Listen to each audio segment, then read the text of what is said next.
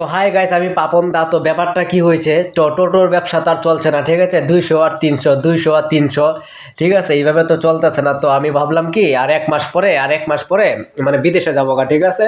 বিদেশে যাওয়ার কথা শুনে তোমাদের বৌদি এখন থেকে কান্নাকাটি শুরু করে দিয়েছে। সিরিয়াসলি আমি যাবো গা, আর কি নাকি? টোটোর ব্যবসা দিয়ে চলে নাকি? এই 200-300 এটা তো মনে করো পকেট খরচা, এটা হয়ই না, কি বলবা? এর জন্য এর জন্যই আর কি ভাবতেছে যে যাবো গা ব্যাঙ্গালোর। আর এক মাস পরে যাবো গা, টিকিট কাটবো, 4-5 দিন পরে টিকিটটা কাটে আবার ব্যাঙ্গালোর যাবো গা। তো কি করবো, টোটোর ব্যবসা চলে না, তো কিছু তো একটা করতে হবে না। এই 200-300 কি 400 এগুলো দিকে আরে হয় বলো? এই জন্য যাবো গা বিদেশে।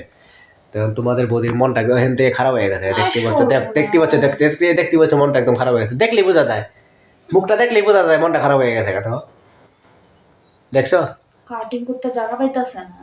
সবাই বলবে যে তোমার মুখটা, যে আমি যাবো গা দেখে তোমার মুখটা খারাপ হয়ে যায়।